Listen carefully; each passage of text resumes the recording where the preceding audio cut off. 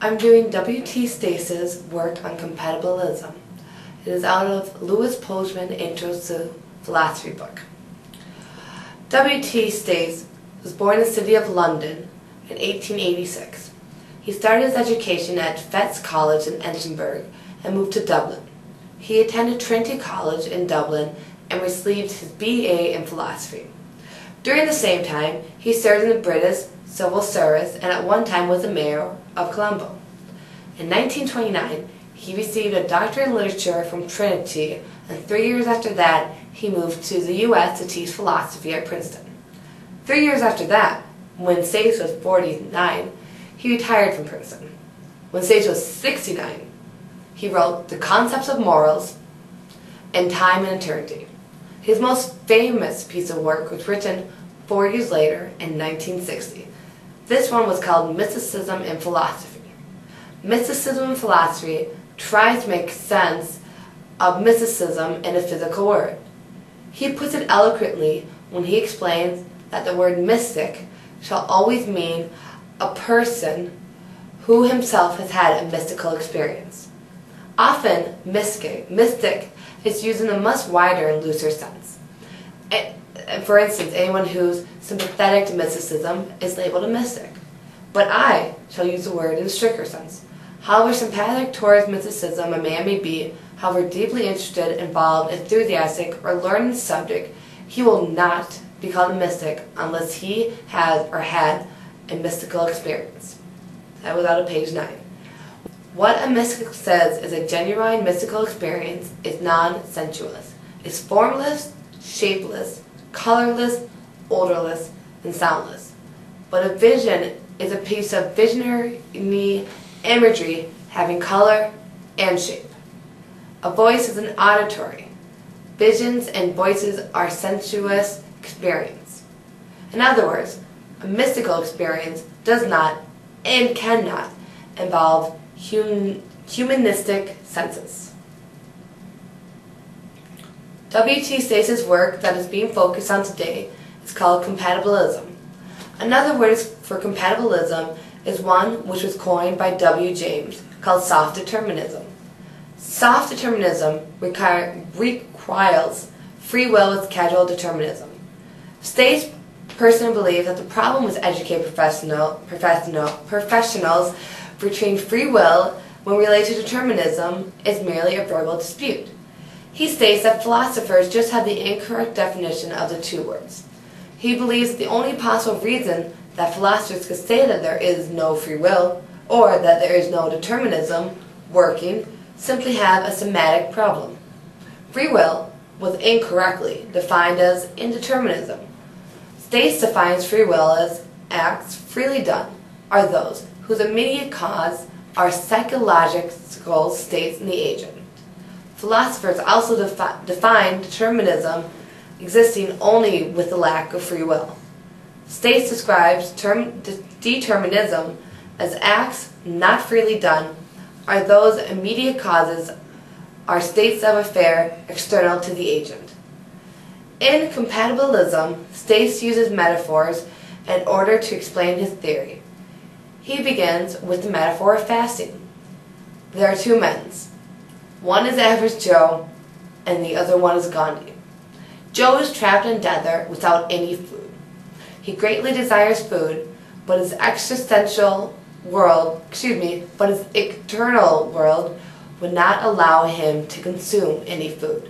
He has no choice for eating, and therefore his act is not free.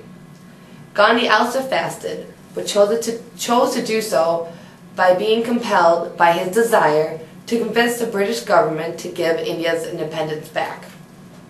He is responsible for his lack of eating. He made a choice, and therefore his act is free. Both Gandhi and Joe had free will, but Joe could not exercise his free will because of an external cause that would not allow intervention. His act was unfree and wholly determined. Unfree acts are caused by external forces, such as physical forces or physical conditions outside of the agent. That's out of the Into a Philosophy book by Postman on page 46. Gandhi exercised his free will when he felt compelled to intervene with the government that he felt was being unjust. Because he chose to fast, his act was freely done, and although influenced by outside causes, was not determined by that. Free will is caused by desire, motives, or internal psychological states in the agent's mind. Sometimes the determining factor between free will or unfree acts isn't as clear as the last example. An example of something Aristotle calls a borderline case is when a person is being mugged at gunpoint. The victim is responsible for doing or not doing what the assailant wants. The external cause, which is a gun, motivates the victim, but the fear of death is the real cause behind the victim's actions. Being compelled by desire, i.e., fear of death, is a psychological state and therefore a free act. In this situation, one has a number of options. No external cause is forcing one. It seems natural to say that you are free to choose to do what you want. And given that nothing hinders you, it seems natural to say that you are entirely free when you actually do or try to do something you decide to do. Stace believes that moral responsibility is also a form of free will. Therefore, telling a lie is a part of free will. Stace concludes that even though lies can be predictable, it does not mean that one is not using his or her free will. If one is using one's free will to act honorably, i.e. not to lie, then they should be rewarded.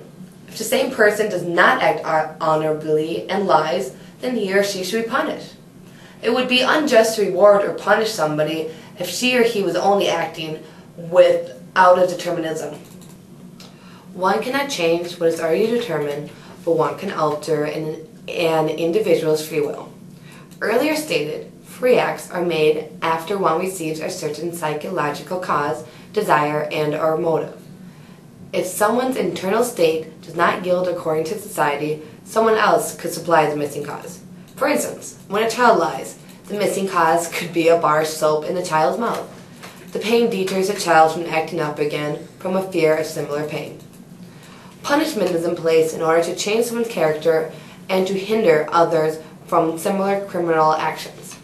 Punishment works because of the internal fear of receiving painful experiences. Without free will, punishment would be unjust. The Japanese Buddhist philosopher Nisatachi believes that although we perceive that we are free, we are not. He holds true that we are living in a matrix where we are all controlled. We need the perception of free will for our own survival. Natachi's stance would not agree with any Western view, determinism, or free will, therefore will not agree with Stace's idea of compatibilism. I think Stace is a great man, a great author, and has a great idea about what governs our life. Going back to compatibilism, some say God gave us free will. I agree. With our free will, we can decide to be with Him or not. I believe that we are all determined if we choose to listen. If we listen, we hear only good. This means letting the humanistic self go and living with the one spirit. With my free will, I try to let go and try to let determinism take its place. I live with both free will and determinism every day. This is why compatibilism is the closest thing to the truth I've ever found.